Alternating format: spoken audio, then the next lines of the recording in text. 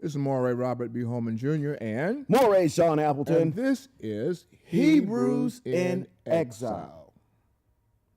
Shalom, brother. Shalom, my friend. Before you start. Yes. I gotta say something to you. Yes. Do you know what today is? Today is October the 22nd. Today is the October the 22nd. That's true. What else is today? I don't know. I was going to give you a gold star if you get this one right. This is an extra credit one. What? Today, this podcast is our 200th podcast together. Really? Yes. Today earmarks 200 recordings that we've done together doing podcasts. Well, you would know that because you put them out each week. So that's you right. remember 200. Yeah, we hit 200 today. Wow. That's awesome. We have, professed the name of the Most High. You know, and will continue to still do so. With that being said, I go on and I look at the various podcasts that are featured podcasts. Okay. That deal with the subject matter that we deal with, which happens to be the Bible. Oh, okay. And these people don't have a clue what the set-apart scriptures are talking about, and they're podcasting, they're teaching, and they're featured. Yeah. That algorithm is going to push them to the front because, that's the world today. That's what they want to hear. And I'm going like, don't you all want to know the truth? And I've been thinking about that. I was thinking about this coming down here today.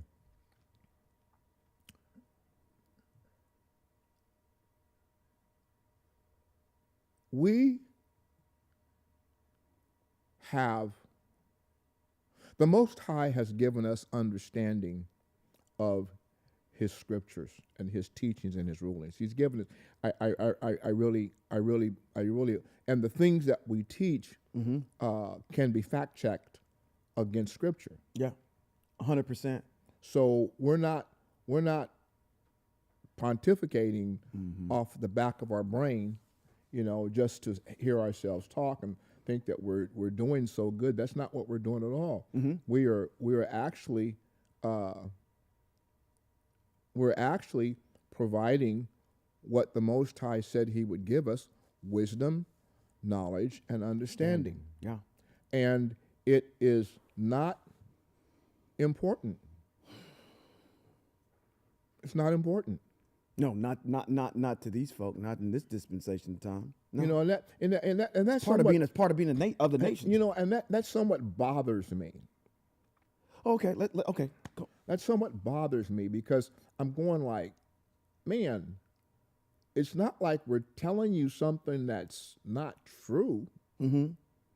We're telling you something that is true, and you don't seem to give a rat's behind. True. But you know what? I have to ground myself in where we're at right now. We're amongst the nations. Well, I understand that, but yeah. I mean, think about Daniel and them. They were professing the word of the Most High to Hebrew Israel, and we have continued to see our prophets do that through every dispensation of time. Yeremiah, the lamented prophet. Yeah. And they. Yeah, you're but right. See, that spirit of. You're right. Teaching the Most High. You're right. It's like sometimes talking to a brick wall. Yep. With these folks sometimes. Yep. So, yep. But you put us on the path of which is interesting. You got to, one thing about you and I, we hate accolades, but I'm going to give you yours now. We have this ability to understand what the mission is moving forward. And the mission is Hebrew Israel. Yeah. The mission is getting the resonating or being a safe haven for people who, and maybe this is good, very cathartic that we're talking about this. Go ahead. If there's anything that I think we're moving, huh? Get one of these from back there. Get one of these from back there. Yeah, get one. Get a tripod. One of these stands from back there. Okay. Put that on a tripod. Okay. That'll work. Then you can put it where you want to put it. Okay. So we've been positioned to have a backstory. I look at the whole entire antithesis of, or how we've gotten to where we are. The Most High took us through those particular steps. He's given us a Mitzrayim experience where we've come out of idolatry and we've able to slowly learn the ways of the Most High over a small dispensation of time, to the point where we've gotten confident enough to say, okay, FTF in this particular congregation is confident to be a safe haven for people who want to know about the Most High. It's almost like being a treatment center to say, okay, you know what? I'm ready to learn. I'm ready to go to the next level. And the things that we're teaching out of here have the receipts and the necessary documentation to back up what we're talking about. Yeah, I'm driving down the freeway and I'm thinking to myself, I'm saying, it's like this, we are pure Hebrew scripture teachers. Sure. Pure. Yep. Amongst all of the Hebrew teachers, and I'm going to use my grandfather's analogy. My father's analogy is a poor dog who don't wag his own tail. Sure. Out of all of the teachers that I've heard and listened to, our presentation to me speaks to Hebrew Israel in exile. Yeah.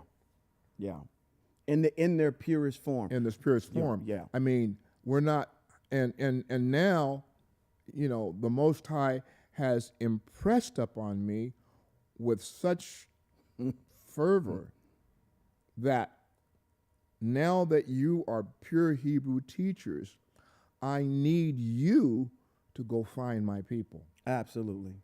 100%. Yeah, there is a need for people to have something that's organic and pure. I mean, we gotten to the point to where if we see any Sephardic or Ashkenazian where it shows up, we're eradicating it. We're that group of folks that says, hey, this is traditions of men that have been infused in here. As we continue to keep coming out and learn more and more about the Most High, if there's something that's in there that ain't supposed to be, we don't have a receipt for it, we're getting rid of it. And with that being the case, I'm trying to figure out in my mind, how do we broaden our listening audience? Yeah. To begin to resonate, to hear what we're saying. Like I said before, I mean, I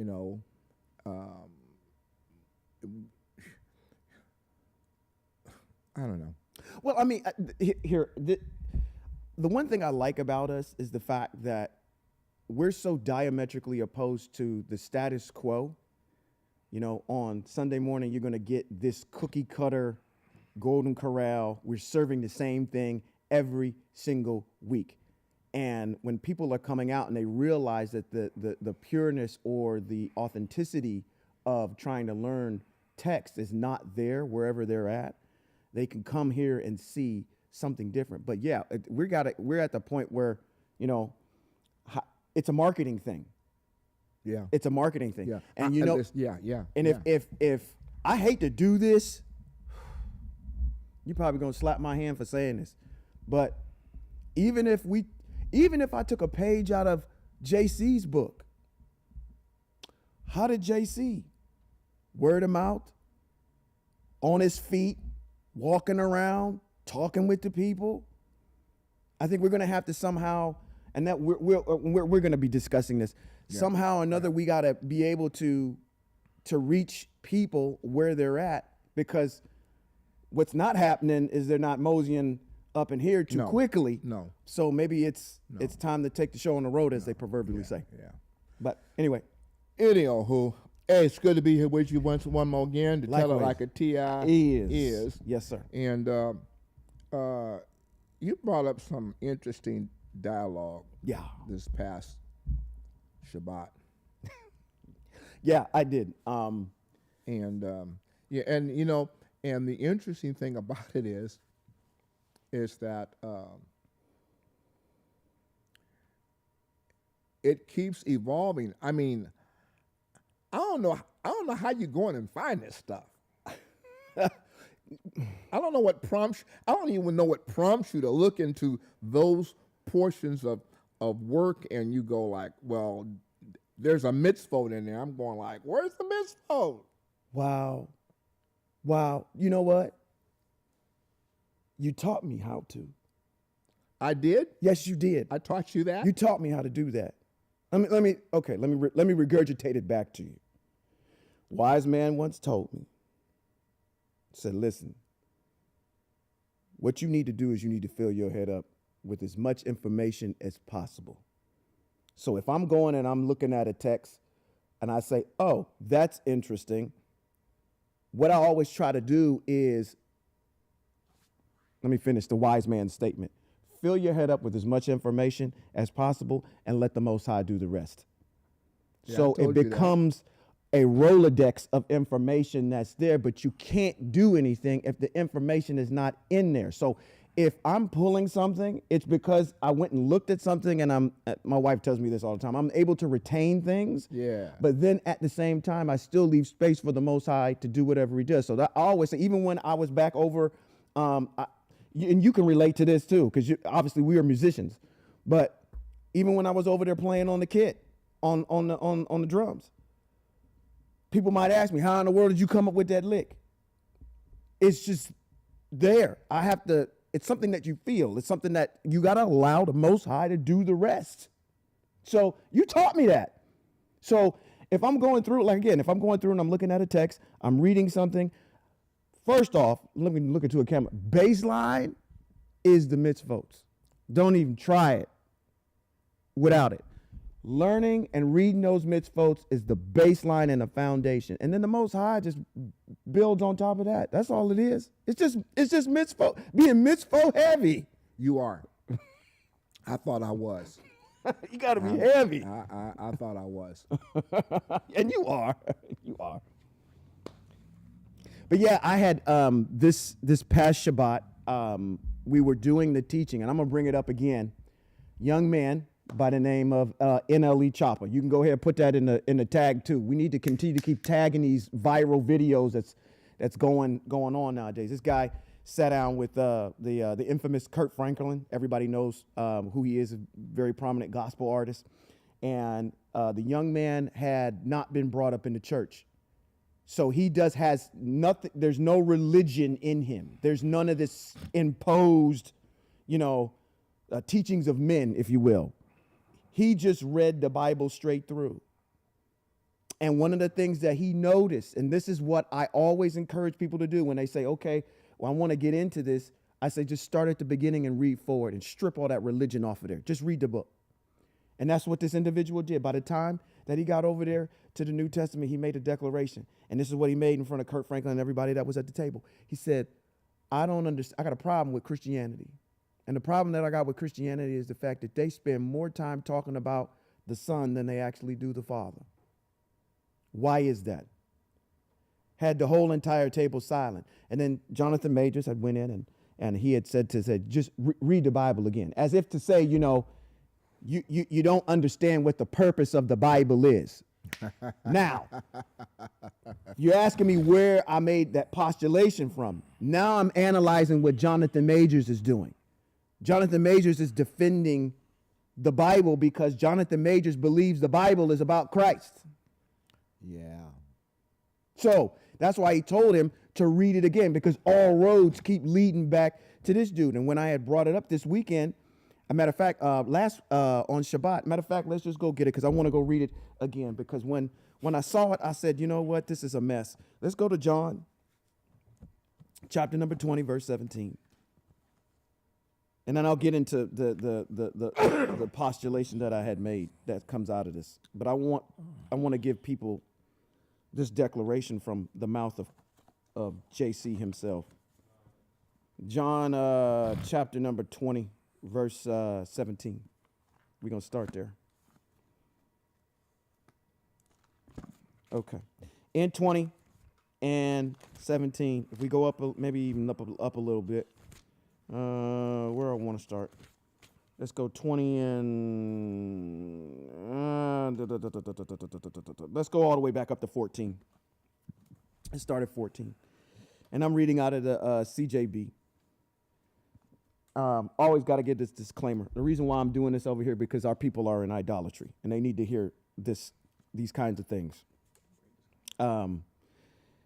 As she said this, she turned around and saw Yeshua standing there. This is the whole entire dissertation about Yeshua being raised from the dead, and Miriam is going to the tomb to see where he is, because she doesn't believe that he's rose from the dead. See, so she's looking for his body. I know that. Have you read that before? Have you? I want to make sure I don't lose you, get you up to speed. Okay. It says around, and she saw Yeshua standing there, but she didn't know it was he. Yeshua said to her, "Lady, why are you crying? Whom are you looking for?" Thinking he was the gardener, she said to him, "Sir, if you are the one who carried him away, just tell me where you put him, and I'll go and get him myself." Yeshua said to her, "Miriam." Turning, she cried out to him in Hebrew, Rabbani, which simply means teacher. "Stop holding on to me." Yeshua said to her, this is Yeshua speaking. He said, "Because I haven't gone back to the Father. But go to my brothers and tell them that I am going back to my Father and your Father, to my God and your God." I do not know for the life of me why this man is sitting here. And if at the end of the day, my new question to you Christians is, do you realize that Jesus has a God?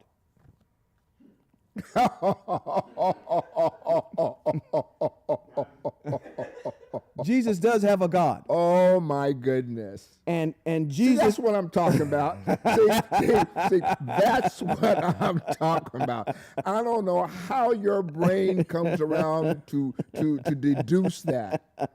Jesus has a God. But he is saying that. He tells you right there. He says, to goodness.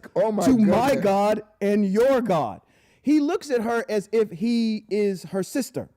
Jesus is saying, okay, you're my sister. I don't look at you like I'm a God to you. I'm your brother, and you're my sister. That's why he says in the previous stanza, to your Father and to my Father.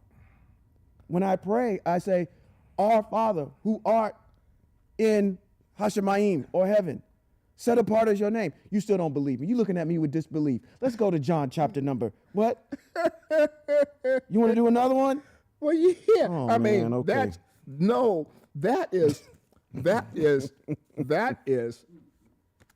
That's mind blowing. I mean, think about that for a second. When you think about that for a minute, you go, well, wait a minute. Jesus has a God. That's correct. He's saying it right here. See, this is the reason. This backs up what he says in 19 when he says, why are you praying to me? I'm not good. I'm not good. There's only one that's good, and I ain't it. I'm not it. I mean, this is the reason why I say to you, I don't know why more people don't listen to us. I mean, I don't know why they don't read their own book. Well, no. Yeah, no, go ahead. Mm-hmm. Listen. This is the reason why you need a teacher to give you understanding. I mean, hey, if reading the book was simple, we wouldn't have a need for professors in college. They could just give you the book and say, here, go read it. Go read it. Yeah. But you have a professor there to explain and to give you the deeper understanding of what the book is telling you, to teach you out of the book. So just reading it, like Jonathan Major told you, go read it. He needs somebody to open up his understanding as to what he is reading from the book, and not from a Christian perspective. Right. Case in point, you will read that. I'll go back to one of my poster childs, one of the paragons of resplendence over there for me, which is Matthew chapter 1, when it explains why Joseph is on the run. Yeah. Now, if you don't know how to pick up the mitzvot and apply it and say, okay, now I understand why he's doing what he's doing. Right. All the pieces are there. He's a Hebrew. He establishes his genealogy, and it says that, and even when you get further down, it explains the purpose of Christ himself. But it makes sense, and it all works. Yeah. So again, my only thing is saying, when I was teaching this past Shabbat, I said there is a pre-death Jesus and there's a post-death Jesus. Yeah. The post-death Jesus is the one that the evangelicals, everybody's familiar with that Jesus, where he's all-encompassing of everybody. Jesus doesn't like everybody. And I brought that one out too, where he's having this conversation with the woman, and she has a daughter who has a demon inside of her. Well, let's go to it. Come on, let's go to it. Let's go to it. Let's get that one. Let's get that All one. right. Where was that? That one was in Matthew 15 and 21. Yeah. Let's go back up and get now, 15 and 21. In St. John chapter 20 and verse 18, he's telling you that in the 9 and 70, he's telling you, I have a God. I have a God, and I go tell them I'm going back to my Father, your Father, to my God, and to your God. So I'm going back to my God. So he's telling you, I have a God.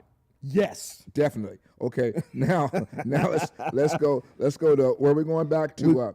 This is Matthew chapter 15 and 21. Now, this example here is to say that there is a belief that Christ is for everybody, and that's not true. Christ thinks and acts and walks like a Hebrew. And if you understand the covenant that Abraham was given was to inherit this land, you're going to have the covenant the marking in your flesh. And then there is a mandate that Moshe gives Yahushua from the Most High on what they're supposed to do when they get into the land of the Canaanite. They're supposed to wipe them out. Yes. David goes on a crusade. Yes. To start wiping them out. So in order to understand what's happening here, you have to know the history of Hebrew Israel and what the mandate of Hebrew Israel was in the beginning from the Most High. Right. Because what he's doing here, as we read it, he's citing, what his God told him to do. Exactly. I want you to go down there and execute these mitzvot. If that's the case, because ultimately, at the end of the day, once you start reading this and you start applying the mitzvot, you can't even make a case for Christ. Because, quite honest with you, you won't even get out of the first chapter before you be like, this is hogwash. Somebody made this up. But I digress. Let's just continue to say that you are a Hebrew and you in this transition period and you want to hear some more out of the mouth of your Christ. So, again, this is an idea. This is what I'm trying to explain here is that Christ doesn't like everybody. And there's a reason why he doesn't like everybody, because he's a Hebrew, and Hebrews act and function a certain way with the nations. Yes. This idea that the Most High loves everybody, John 3:16 is not correct. It's not correct. Because he doesn't. There's too many scriptures that refute that. Right. If he's God. That's if he's God. But he has a God. Correct. And in this particular text here, in Matthew 15:21, he's following the dictates of his God. Of his God. Now, let's just say this. Well, let's get into it. Let's just go straight there. Come on. In Matthew 15 and 21, It says Yeshua left that place and went off to the region of Seor and Sidon. A woman from where? Canaani. Now, what are Hebrews supposed to be doing with the Canaanites? They're supposed to be, according to text, they're supposed to be killing them all. So, if you didn't know that, now you have to go. You have to go over into the Hebrew scripture, and you have to find the commandment that the Most High has given to Hebrew Israel of what they're supposed to do when they get in the land. Correct. And that's to take them out. And that's to take them out, to kill them. Yes. All. Right. You have the story of the Gibeonites that approach Yahushua when they get over there, and they concoct this whole entire story so they won't get killed. Now we're not going over there. Right. We could go over there, but we're not going over there. I mean, you all listen to us. You ought to pick up your Bibles and do some reading yourself. Yeah. We're giving you all the places where it is. Yeah.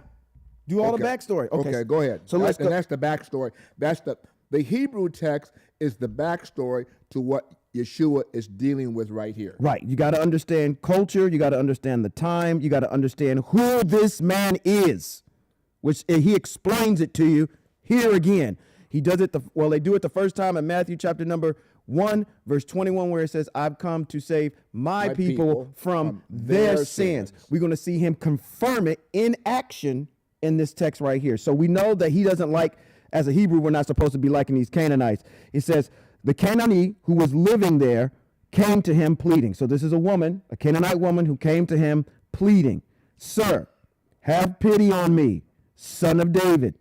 My daughter is cruelly held under the power of demons.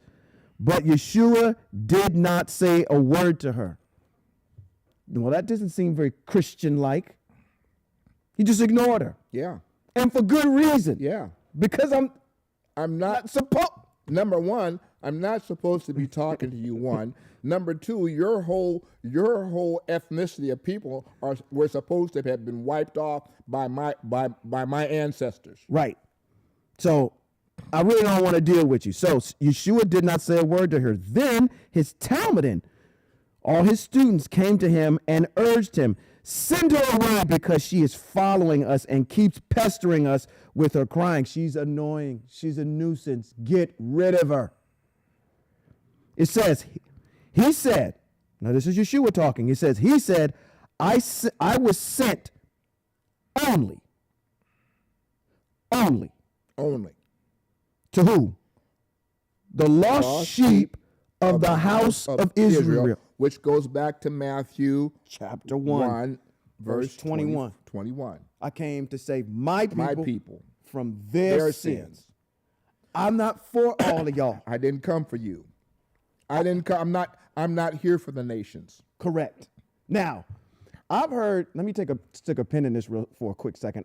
As I'm doing my research, I like to listen to YouTube and get enraged when I hear people start talking about this kind of stuff.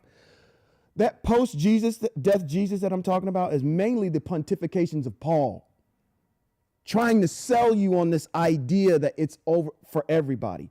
But prior to that, when you start looking at the biography that his emissaries are writing about him, he's very Hebrew.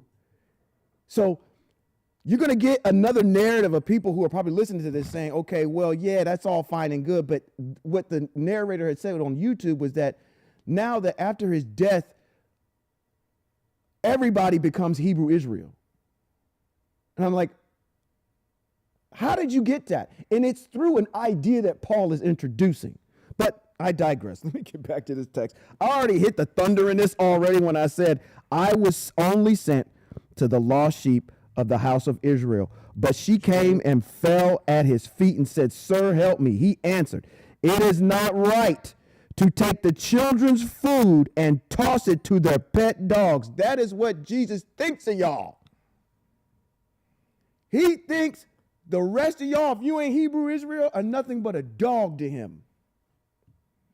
Why would I in the world would I take away from feeding my people and give something to you? Who are you? You're just a regular old Canaanite woman. Wait. That's 20. That's 2015. Let me look. Okay. Let me look somewhere. Don't call me on something. No. All right. I'm here. I'm ready. I'm going to go. I'll take the rebuke to the King James Red Letter and see what it says. Oh, okay. But he answered her not. This is the Red Letter King James, 23. But he answered her not a word, and his disciples came and urged him, saying, Send her away, for she cries out after us. But he answered and said, I was not sent except to the lost sheep of the house of Israel. Okay? That's right. Then she came and worshipped him, saying, Lord, help me. But he answered and said, It's not good to take the children's bread and throw it to the little dogs. Literally saying, I am not here for you folk in the nation. He called her a dog. Calling you dogs. He called that girl a female dog. I wonder what. You evangelicals, he's calling you dogs. That's right. You people from the nations, he's calling you dogs. Jesus is calling you dogs. So where did y'all get this narrative? So now when you go over to John 3:16 and you say Jesus God so loved the world that he gave his only begotten son. Well, first of all, the Father's only begotten son is Hebrew Israel. Shemot chapter 4, I think it is. Verse 22. Verse 22. 22 and 4? 4 and 22. 4 and 22. Israel is my Firstborn son. 100%. But in your text, in the Greek text, that firstborn son is, in your mind, it's Jesus Christ. So now, he's the one that you advertise so loves you is calling you a dog. Because you are from the nations.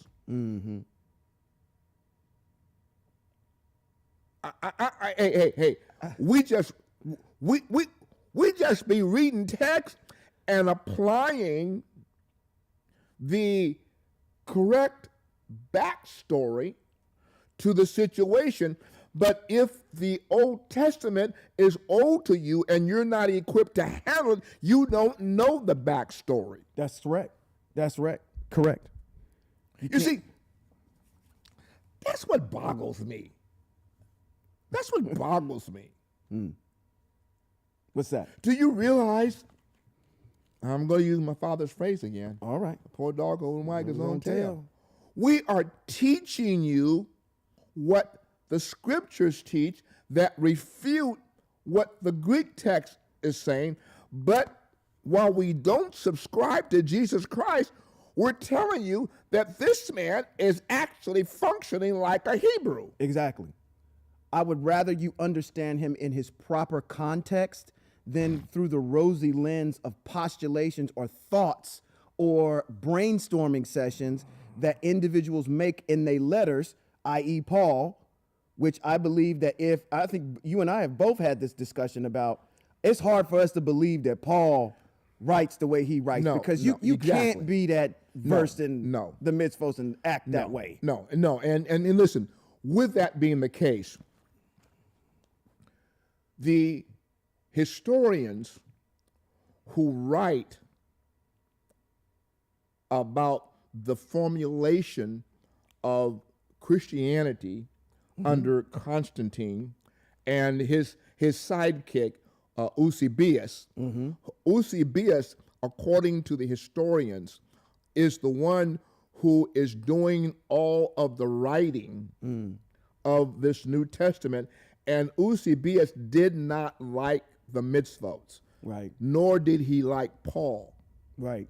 So if you don't like somebody, but you've got 400 volumes of Hebrew writings at your hand that you're extrapolating out of to make your New Testament writing, and Shaul is writing a majority of the New Testament, but you don't like him, Right. you're going to twist his words 100%. Yeah, promoting an agenda. to promote agenda. Yep. Case in point. If Shaul is and he is a Hebrew, because Philippians, he gives his testimony. Yeah. Yep. I come from Hebrew speaking parents. I'm a Pharisee of Pharisees. You have to know, you got to know who the Pharisees are in history in order for him to understand why he's so proud of being one. Because the Pharisees were the strictest sect of obeying and walking in and understanding the teachings and the laws and the mitzvot of the Most High. So he says, I'm a Pharisee of Pharisees. I'm a Hebrew I come from Hebrew speaking people. So now when we get to 1 Corinthians chapter 7, I think it is. Corinthians, okay. I got to see if I can find it down here. 1 Corinthians 7. Yeah.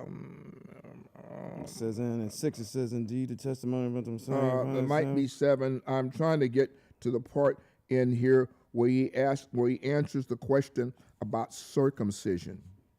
Oh.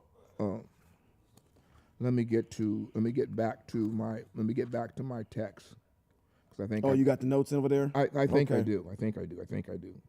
Because I'm not finding it.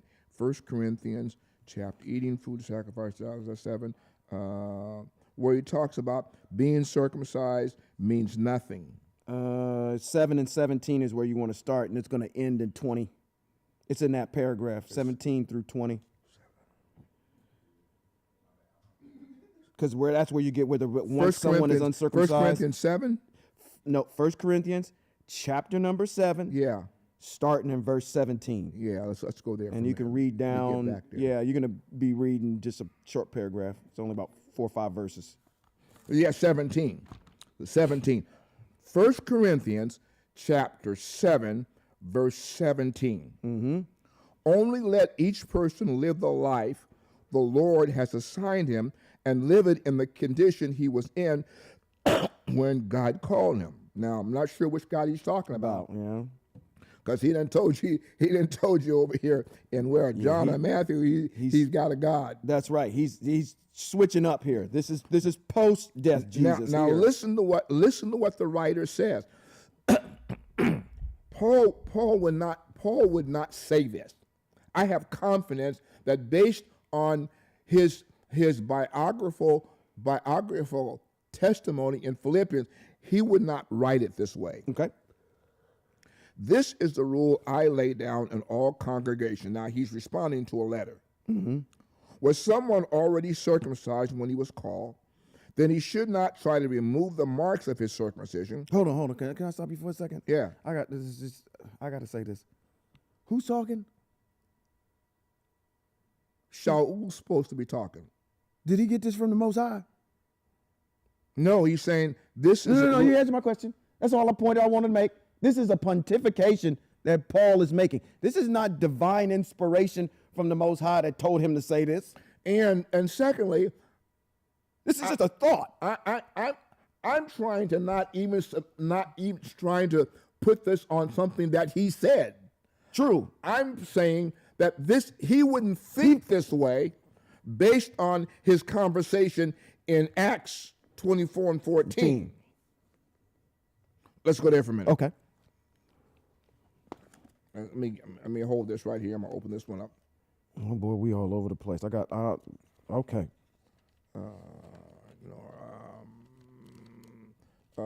Acts 24 and 14. He says these words. Now, listen to what he said. Either he's a liar, or he's not speaking. Someone is speaking for him. Yeah. Agreed. But this I do admit to you. I worship the God of our fathers in accordance with the way which they call a sect.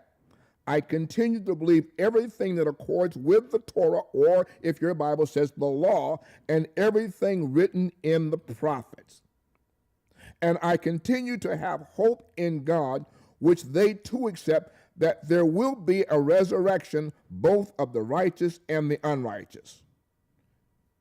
Indeed, it is because of this that I make a point of always having a clear conscience in the sight of both God and man. Now, That's sound. You can't take Acts 24:14 and pick that up, and then go over here to 1 Corinthians and hear him say these words. Yep.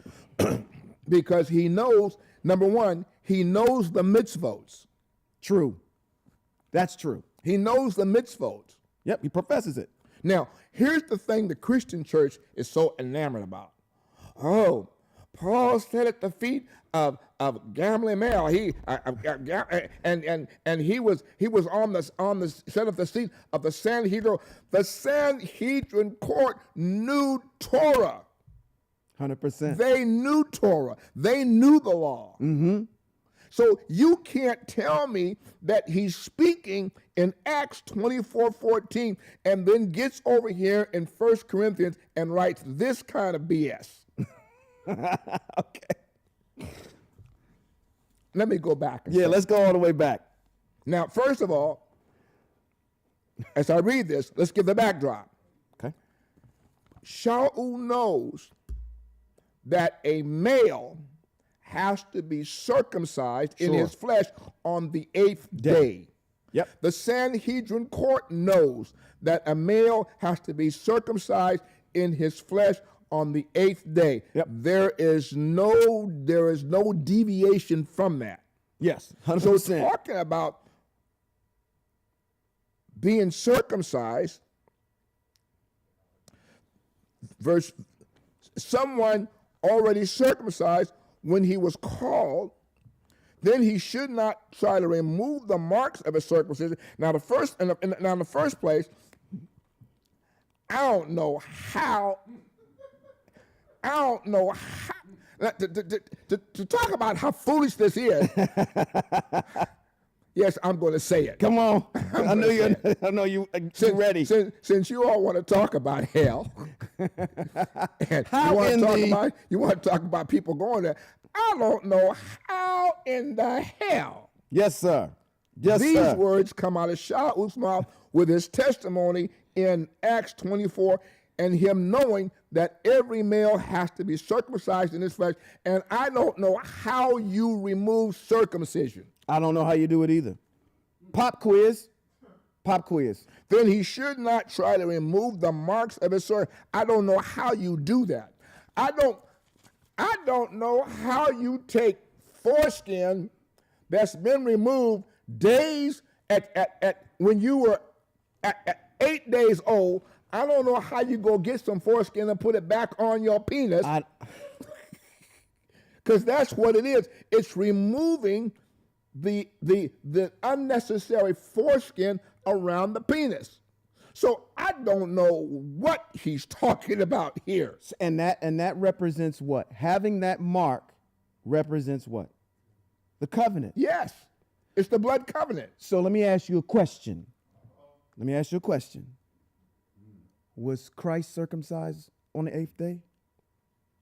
I haven't read any text where he was. He was. In Luke chapter number 2, verse 21. I should have said, well, I should have said, well, you tell me.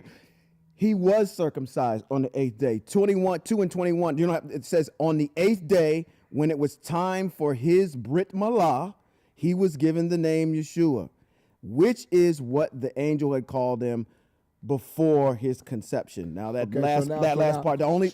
So now, Jesus, according to text, has undergone circumcision or Brit Milah on his 8th day, according to the mitzvah that the Most High has laid down, that every male must be circumcised in his flesh on the 8th day of his birth. Correct. So now, that with a backdrop, which means he's a Hebrew citizen, which means he has to abide by the mitzvot of the Most High, which says that he should not put another God before you. He's bound to a covenant that says, I have to do the mitzvot of the Most High. Yeah. So now, anyway, getting back to our to our thought here. Yep. Before we jump back where we were. We're trying to finish. For Shaul to say someone already circumcised when he was called, then he should not try to remove the circumcision. Was someone circumcised when he was called? He shouldn't undergo Brit Milah. That's not true. Now listen, this is what being circumcised means nothing, and being uncircumcised means nothing. Now watch this. Listen to the ambiguity here. Then he's going to come back and contradict. But what does mean something is keeping God's commandment, which tells you to be circumcised on the 8th day. And Jesus was circumcised on the 8th day. So you know that what's being written here in 1 Corinthians 7 is malarkey that somebody has put in there that doesn't testify to the words that Shaul or Paul has spoken in Acts 24 and 14, because he says, I believe in them, I worship them, in accordance with the way, I continue to believe everything that accords with the law or Torah, everything written by the prophet. So you can't say that and then get over here in 1 Corinthians 7 and make this bold blunder of a statement. This whole piece is oh my God, it's as much error as the rest of the stuff we've unfolded. That's right. It's an egregious, blatant, let's just call it what it is. It's just an untruth. It's a lie. It's a lie. It can't be. Now you Christians, you have this testimony and you like to use it. You say all liars will have their part in the lake. You have this testimony. You all speak it out of your all liars will have their part in the lake. You're reading and you're following a text of I can't call it scripture. It's not scripture. Yes, just you're reading text. Stuff that is a lie. Yeah. Through and through. Now we jumped over here from somewhere that we were talking. Yeah, we went over here. Oh, because I was trying to make the point that Paul because I'm saying Paul because Paul went ahead. He's giving you ideas. He's giving you. They Paul, take this text to mean like the Most High wrote it. Listen. I'm going to tell you something before we go back to. Okay. I'm going to tell you something. Paul cannot write and speak what's spoken in Acts 24 and 14, and then here in Corinthians make this bold declaration. This is not him talking. Agreed. I'm going to tell you, this is not, this 1 Corinthians, this letter that's being written here is not written by Paul. It's written by Constantine's head writer of the New Testament, Eusebius, who does not like Torah, and he does not like the writings of Paul. And you got to remember something. Over 400,000 Hebrew writings they have extrapolated out of to bring this New Testament writing, and then they took and burnt the evidence so you would never find it. That's what the Greeks did. And you all are going, and you all get up every Sunday and dance a jig over. Yeah. It was right there, though. You know what? I'm gonna say something.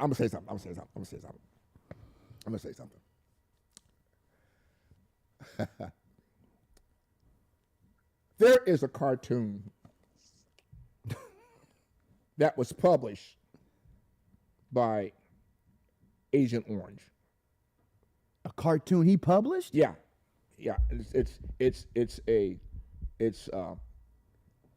a thing, and it was shown on TV this week or last week. You know, everybody came out to protest about no kings. Okay, right.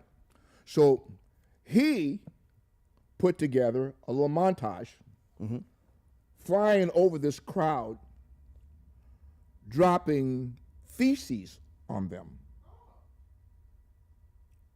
Out of this airplane, you see feces falling out of this airplane on the crowd. He posted that. Okay? Now, why do I make that point?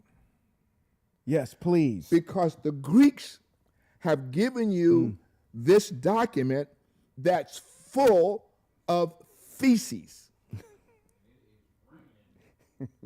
I'm just going to use the political, the political correct term. It's feces. It's feces.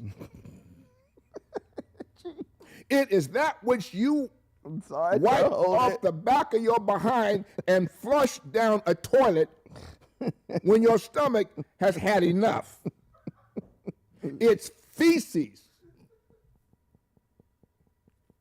You know, I would listen to you all, but you all use vulgar terms. Well, I'm not using a vulgar term. I'm calling it what it is. It's feces. I'm substituting the word feces for the real word you want to use in my head. And you know what? And so are they. Right. And so are they. It's feces. Okay. Woo. Exactly, though. It's a lie. Yep. How many teachings do we have to go through to show you all that when your text says, and it is correct, because the problem with the New Testament is that the Hebrew brothers that wrote what they wrote, that these Greeks have extrapolated out of and edited, they didn't know how to get rid of it all. Right. Right. You can't even, yeah. But the Most High in the Greek text says, come out from among them. Who? Hebrew Israel. Hebrew Israel, come out from among them. Come out from among what? Come out from among the stuff that is not correct. Separate yourself from that which is error. Now I'm going to say this. Okay. Every doggone Sunday and every doggone Wednesday night, y'all Christians promote feces.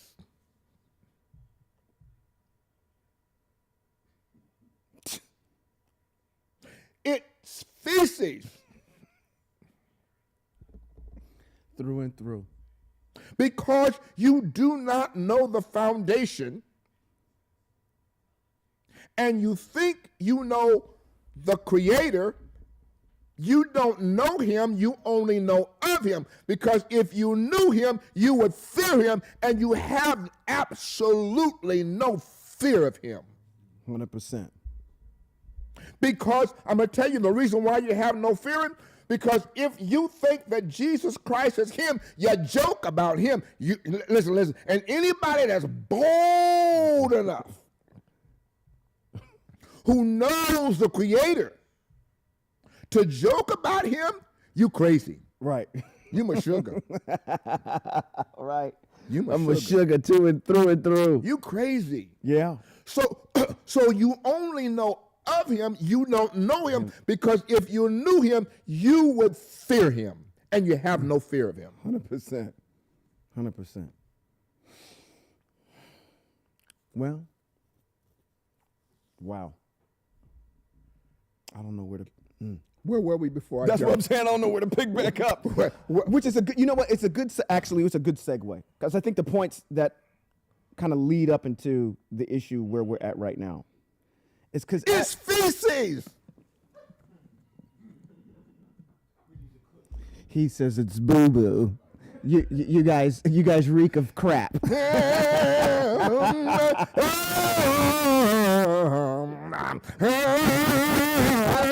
It's feces. Flush it. You need to, yeah. Come out from amongst it. Flush it. Yeah. Yeah. Yeah. Which brings me to the postulation, or at least brings us to the postulation. The question on the table, so you know I'm getting ready to go. What's wrong with y'all? You know What is wrong with y'all? You know what? What? You know what? This is nasty. Okay. Come on. See, you know.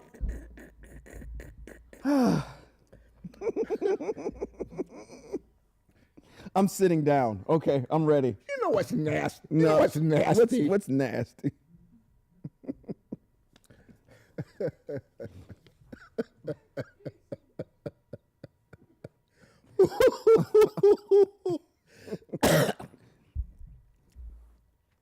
And this is what the New Testament is, what I'm getting ready to say. Okay.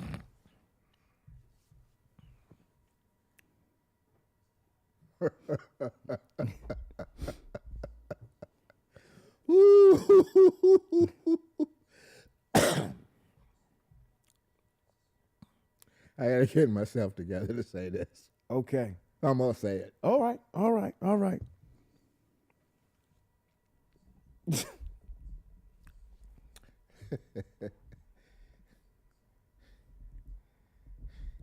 You ever be sitting on the throne? Wow. We starting that way. Yeah. Okay. Yes, I've sat there several times. And you're wiping yourself and the toilet paper tears. I thought you was gonna say it's like the water splash up and hit me in the leg or something. No. And the toilet paper tears while you're sitting on the throne, you're wiping yourself, and you get feces all over your hands. That's what the New Testament is. It's weak toilet paper, and every time you pick it up, you get feces all over you. It's not Charmin. It ain't the thick stuff. It ain't dude wipes. Well, let me tell you something. If you don't get enough tissues, it'll tear too. Right. I'm serious. Yeah. I mean, y'all might not think this is this. We. This is our 200th episode. 200 episode. Yeah. And we talking about feces. Yeah, pretty much. I mean, it's come around to that. Yeah, I mean, because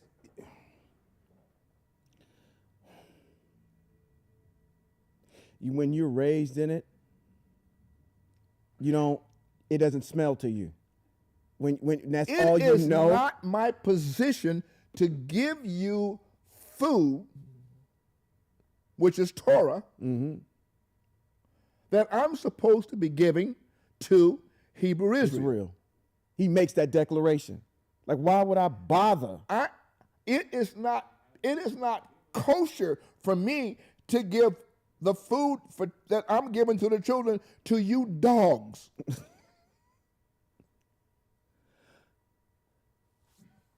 In other words, it comes out of his own mouth. I mean, I'm not supposed to be giving you people of the nations this information that I'm giving to Hebrew Israel. You are nothing but dogs. Oh, Isaiah says you're nothing but a drop in the bucket, less than a speck of dust. Isaiah 40.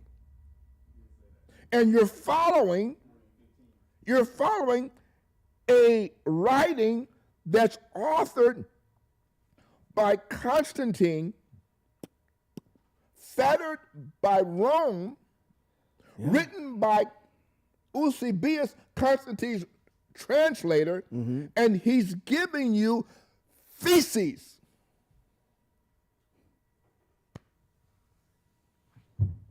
and you're reading it, but you don't know the backdrop of what you're reading, so you can't make any application. You don't even know what you're reading. Right. But you got a THD, a DDD, a PDD, and a BOODD behind your name, and you don't know nothing about the Father's word. That upsets my spirit. All that acumen. And then you're going to tell me, well, Robert, I know you don't believe nothing about Jesus. No, I don't, because the document that you're reading from is feces, and I don't swim in that pool. Right. It's a cesspool. I don't swim in that pool. Right. You don't want no Snicker Wash bars hitting you you in the face. Wash you. The writer says, wash me, cleanse me with hyssop. Why does he say, cleanse me with hyssop? What does hyssop do to your body? Right. It's a cleanser.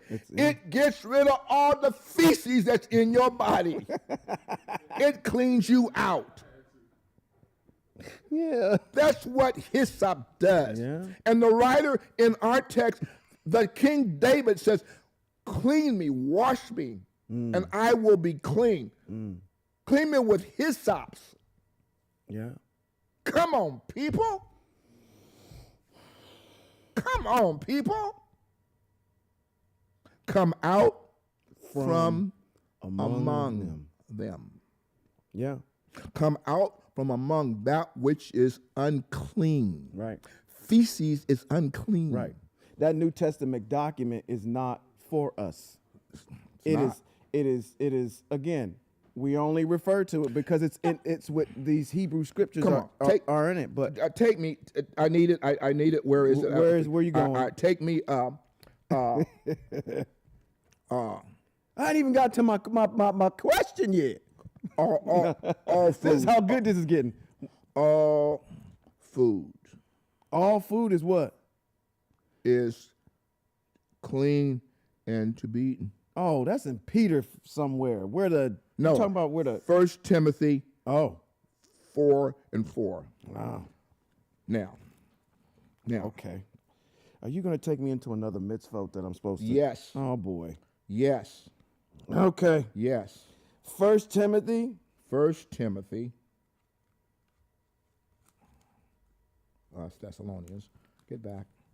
Oh, wow. 1 Timothy. Timoteo. Chapter 4 and verse 4. 1 Timothy 4:4.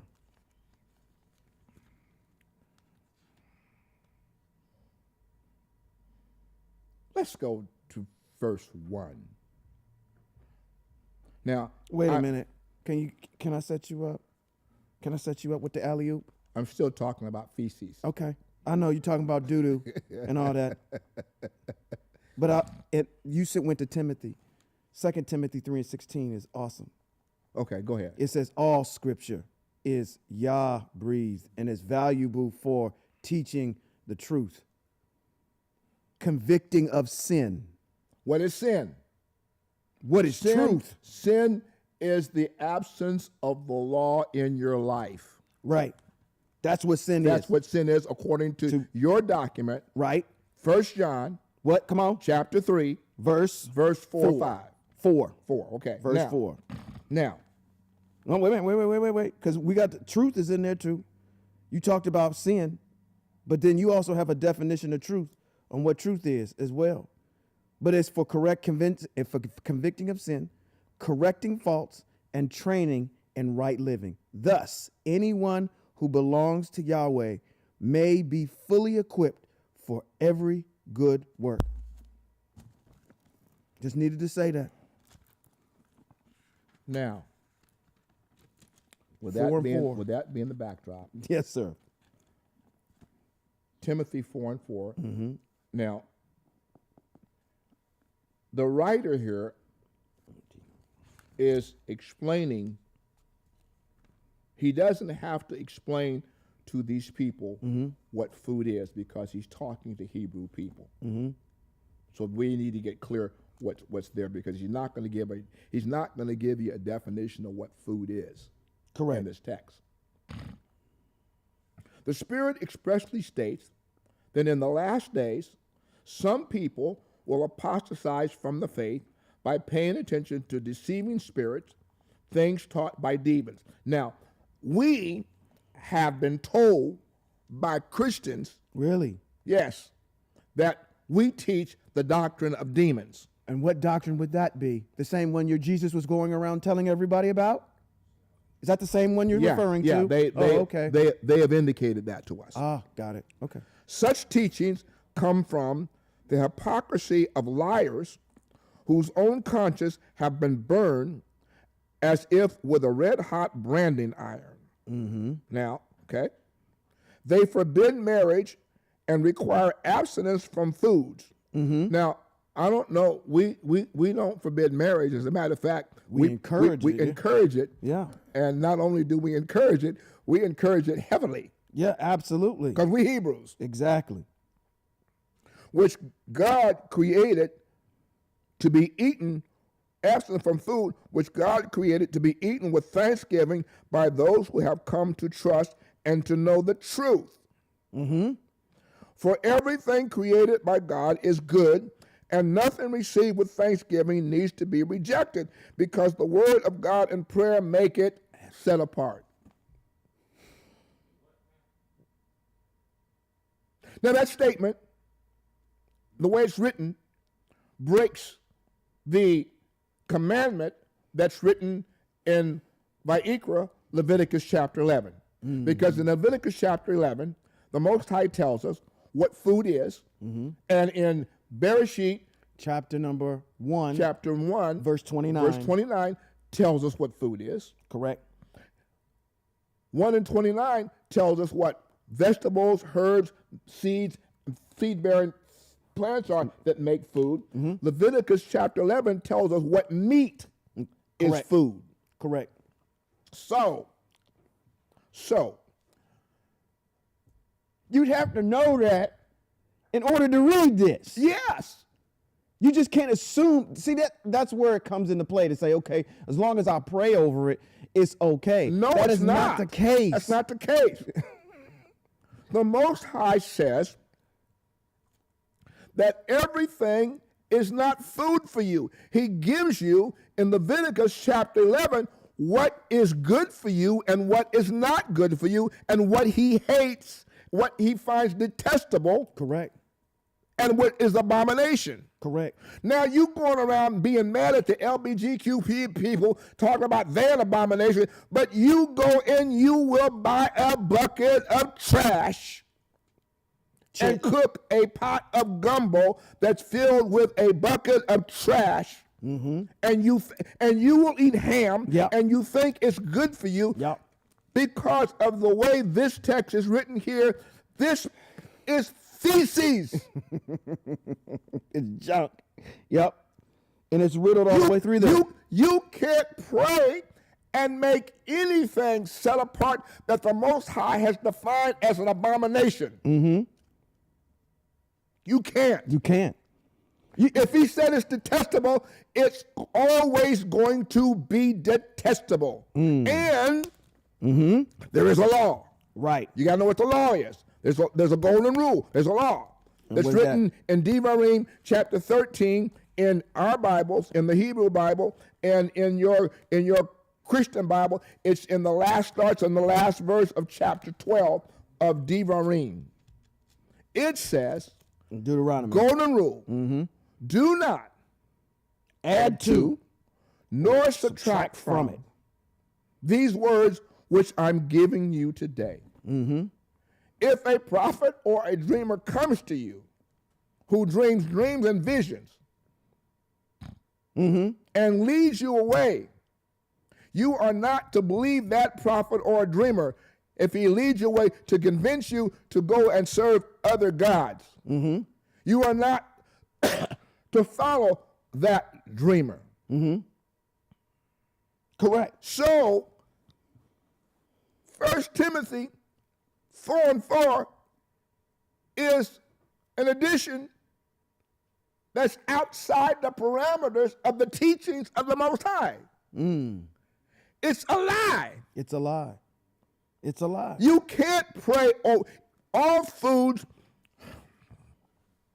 Number one, you have to know what foods are. Right. Genesis chapter 1 verse 29. 29 Yes. tells you what the seed-bearing plants are and seed-bearing trees. and seed-bearing trees are. Yep. Leviticus chapter 11 tells you what meat is that you can eat. Outside of those two things, you can pray till the cows come home. The Most High said, I'm not making that holy. Right. Wait a minute. You didn't. Wait. You Christians know this. Oh, the abomination that affects desolation, bringing a pig, a sow into the temple of the Most High. You cry about that, but then you eat the damn thing. Right. Right. Come on, y'all. Make up your minds. You had two in a row. I'm going to give you some. I'm going to give you. I'm going to give you a good old country crap. I'm gonna quit right now. I'm gonna quit. Oh, so, you want to? I'm folding my tent. Okay, we're gonna do that. We're gonna do my question. We're gonna do my postulation next week. But let me end on this. Let me show you a big pile of dung. Okay, we're gonna go to Romans. Oh my goodness. Chapter 10, verse 4. Romans. What's in there? Chapter 10, verse 4. What's in there that I didn't see before? Oh boy, there's a commandment that's in there. There's a commandment that's in there. We got to go to two other texts. So you're going to need to get Deuteronomy 30, and you're going to get Shemot chapter number 20.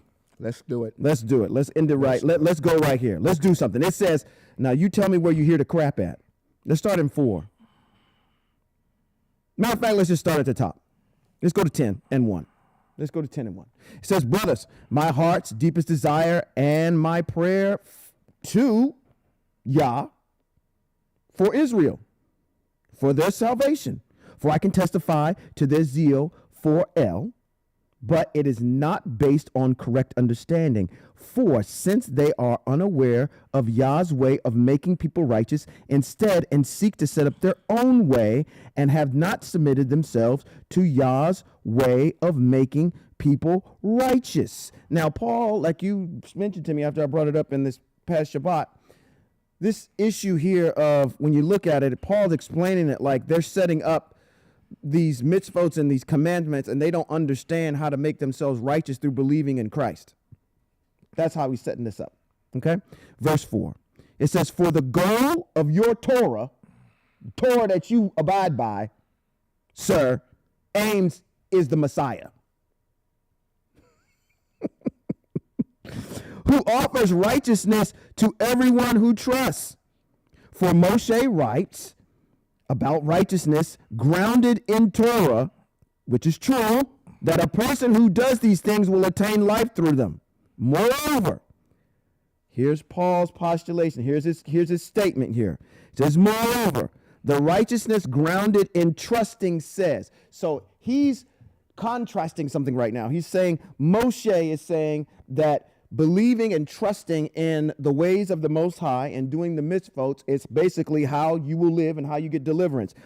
Paul pivots here and he says that moreover, a person grounded in trusting says. So Paul is going to try to redefine what you need to be trusting in. Instead of trusting in the mitzvot, Paul's going to make an appeal to have you trust in the Messiah. Okay? That's what Paul's doing. He's pivoting right here. He says, moreover, the righteousness grounded in trusting says, do not say in your heart, who will ascend to heaven? That is, to bring the Messiah down. Or, who will ascend into Sheol? That is, to bring the Messiah up from the dead. What then does it say? The word is near you. It's in your mouth. It's in your heart. That is the word about trust. So he's explaining this last stanza where it says the word is near to you, in your mouth and in your heart. Well, what does that mean, Paul? What are you trying to say here? He goes on and explains. He says what that means, that is the word of trust that we proclaim, that if you acknowledge publicly with your mouth that Yeshua is Lord, and trust in your heart that Yahweh raised him from the dead, you will be delivered. That is what Paul is saying here. That is a lie. Now, we need to go to Deuteronomy chapter number 30, because I want to focus on verse 6 that I just read in Romans chapter 10.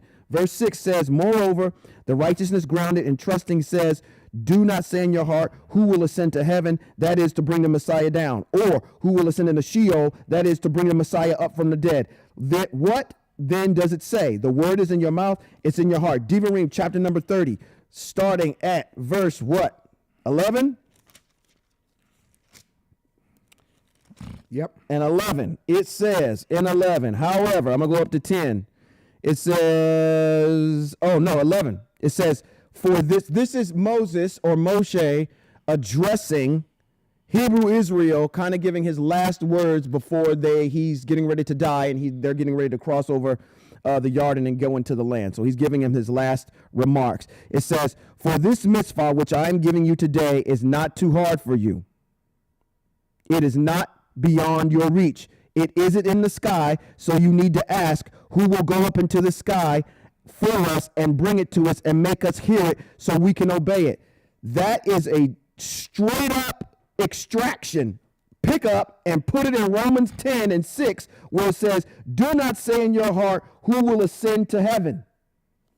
Moving on forward, going back to Deuteronomy 30, it says, likewise, it isn't beyond the sea, so that you will need to ask, who will cross the sea and bring it to us to make us hear it, so that we can obey it. On the contrary, the word is very close to you, in your mouth, even in your heart, therefore you can do it. What is he talking about? Moshe is talking about doing the mitzvot of the Most High. Now, when he makes that statement at the back, he says, even in your heart, therefore you can do it. It says, on the contrary, the word is very close to you. It is in your mouth, even in your heart. Therefore, you can do it. Going back to Romans 10, when I go over here and I say, the word is near you, it's in your mouth, it's in your heart. The writer is extracting something out of Deuteronomy chapter number 30, which is talking specifically about the mitzvot of the Most High, and restructuring it and saying, no, what Moses is really talking about is trusting in Christ. And your profession of faith and your belief is what makes you delivered. And that's not true. It is a pure extraction. By Vayikra, you can go there, chapter number 18, verse 5. So that's Leviticus chapter 18, verse 5. But I ain't got to the mitzvot yet. I want you to call me on this, okay? When you hear this mitzvot. Where are we going? We're going to 18 and 5. I want to read something at 18 and 5 before I go to the mitzvot that's embedded in Romans chapter 10. Get out of here. So Leviticus chapter number 18, verse 5 reads, you are to observe. Hold on. Okay. Hold on. I'm moving fast. I know you are. I'm come on. because I got to get to my mitzvah. I know you are. This thing It's sitting here. I need to get there. Okay. My Your stuff shut down. Yeah, Vayikra, what now? 18 and 5. And 5.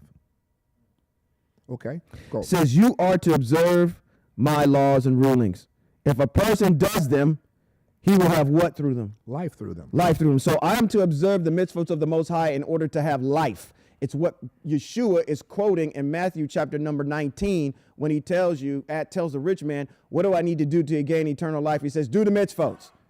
It's right in line with what's going over here in Vayikra chapter number 18. But here we go. Here's my observation.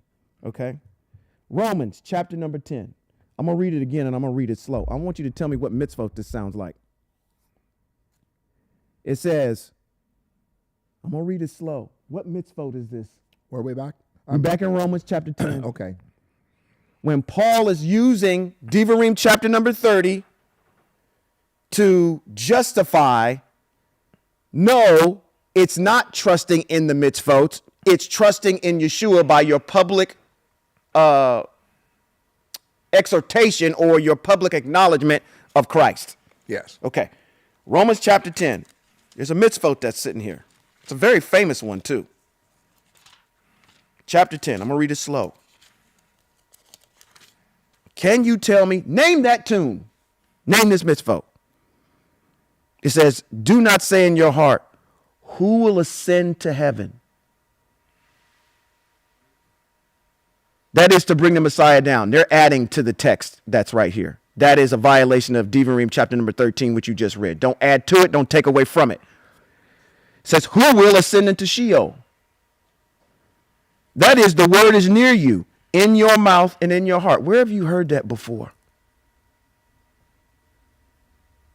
Oh, y'all, every Christian should know this. This is the second commandment in the 10 Commandments. Want to see it? Say it again. It's the second commandment in the 10 Commandments.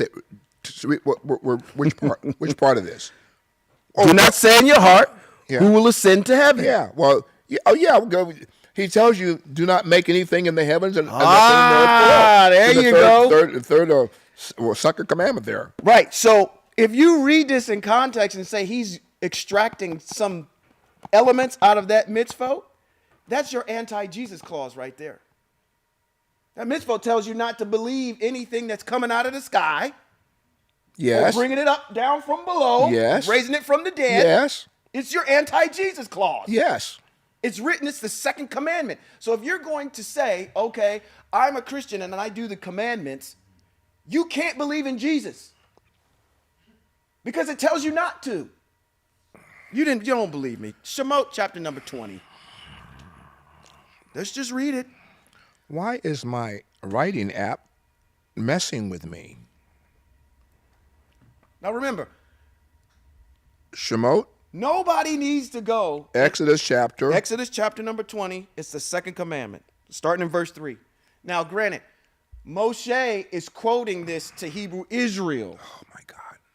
He's quoting it to Hebrew Israel before they go into the land. And then Paul is twisting it to try to prove Christ.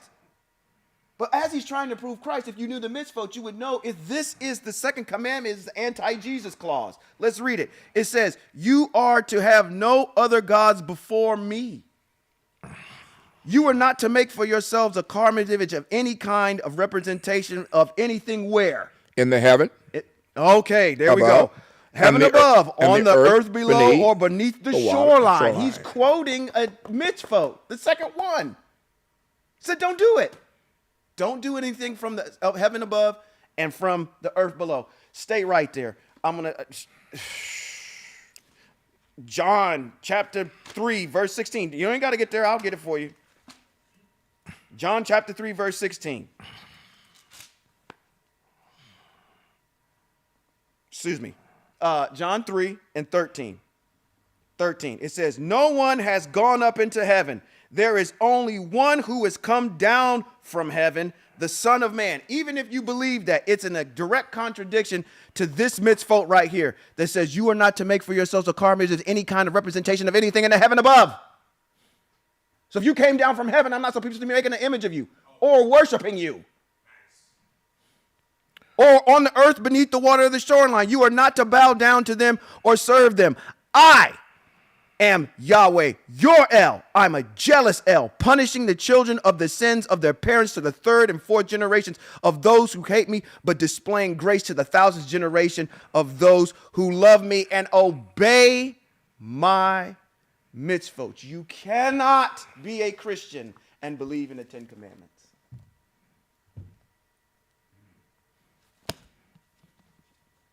It's impossible. Give me that.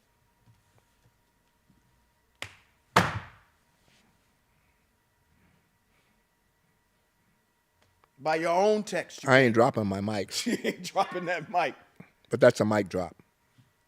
It's a direct contradiction. That's a mic drop. Go read that dissertation between Jesus and Nicodemus. Said, I came down from heaven. I'm not supposed to make a carved image of anything that comes out of heaven or worship anything like that. But you do the 10 Commandments. Do you? Well, no, they don't do the 10 Commandments because they don't keep the Sabbath, and that's one of them. That's one of them. You can't say that you do because you don't even do the first 4.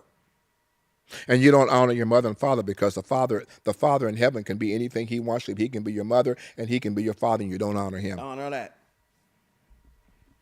This is on this issue of doggy crap that's sitting over there, and because you don't. This is what you're talking about earlier. You don't have anybody teaching it from the standpoint of its purity. You will sit there and wallow in that mess and not know that it's there. Is the fact that we teach the way we teach too hard for people to understand? Or is it the fact that they just don't want to get the stench off their hands? It's the fact that they don't want to get the stench off their hands. They've gotten so accustomed to that fume being in their nose that anything else is foreign. I mean, it's no different if you go to a foreign country. You and I went out of the country, and we went over to a particular country, and them folk don't believe in deodorant. No, they don't. And they don't think that they stink. No, they don't. Same deal. No, they don't. You put some deodorant on and they be like, what is this funky stuff that you putting on me? This ain't. I remember I got in that car with that brother. Lord of mercy. It wasn't enough ventilation. You couldn't roll enough windows down. I was like, break the windshield. Dear ones, we haven't said anything over these mics in this podcast that's not true. We haven't said anything that's not true. Matter of fact, the neon light should be blinking. Blink, blink, blink. Yeah. They should be blinking in your eyes and in your mind to start asking questions about what are these two brothers talking about? We're talking about that which is written in the scriptures that you don't have any idea about. We've given you backdrop to explain what's going on in the text, and if you don't know the backdrop, then you don't. It's like jumping into a movie and not knowing the plot. Yeah.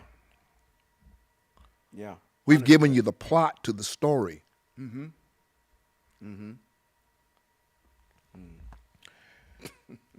Well, Moray. What shall we say to these things? Shall we? Shall we continue? And let's use Shaul's words. Those are his words. Yes, they are. What shall we say to these things? Shall we continue in being lawless? Right. Shall we continue in being absent of the teachings of the mitzvot and the teachings of the Most High? Heaven forbid. That his grace may abound? Yah forbid, he says. That's what Shaul said. Now, see, we agree with that statement. Now, you see what I'm saying? Right. They got him saying things that are right. Right. Then they got him saying things that are wrong. Right. So you don't know. But that's not him. Right. That can't be him. That can't be him. Man. Well, we're going to stop here. Yeah. Let everything be true, and let everything that's not a true be a lie. And we have, in so many of our podcasts that we have presented, this being our 200th one, and so many of them, we had extrapolated the lies and applied truth to what's being said. That I don't understand why it is that you find what we say to be so hard. I can only say that going back to your opening statement about the prophets. The prophets of Hebrew Israel were faced with the same situation we're faced with. We're telling you the backdrop stories. We're telling you the present information, and we're sharing with you the future destination of Hebrew Israel. And like the Most High said to Ezekiel, eat the whole roll, and then once you've eaten this, I want you to go speak to Israel. Ezekiel said, don't want to do that. Most High said, you got to go talk to them. Ezekiel said, they won't listen to me. I'm paraphrasing. The Most High said, well, they don't listen to me either. Yeah. But I'm looking for Hebrew Israel that's out there in the minutia, trying to find her way out because she knows that she's in something she doesn't belong in. I'm looking for those people. I'm looking for the people who want to get out. I'm looking for the people who want to know the truth. For the truth shall set you free. And truth matters. 100%. I'm looking for those people. Yeah. I'm not looking for the masses. I'm looking for those of you who want to get out. And if you're listening to this podcast and any of the other 200 podcasts that we've done and you want to get out, write us at ftf@firsttab.org. Send us an email. We'll be glad to talk to you. We'll be glad to get back to you. We'll be glad to help you. We will send you a lifeline and pull you out of the quagmire of feces and wash you, and you shall be clean. We've already taught in these mitzvah and these podcasts what Jesus said eternal life is based on. He said eternal life is based on following the commandments. Not the 10, the commandments. There's many of them. And applying them to your life as a way of life. He says, I'm the way, the truth, and the life. Well, what he's telling you right there, he's quoting the mitzvot. For there's a mitzvot that the Most High says that these laws and these rules shall be life to you, and they shall be a way of life to you. King David opens up in Psalms 119. He says, Most High, you know I walk in your ways. What's he talking about? I walk in your mitzvot, your rules, and your teachings. Well, Moray,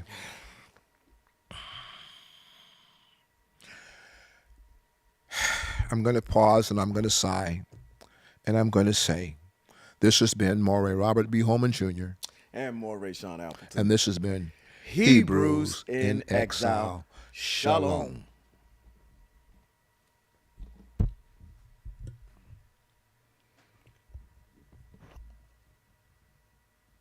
Wow.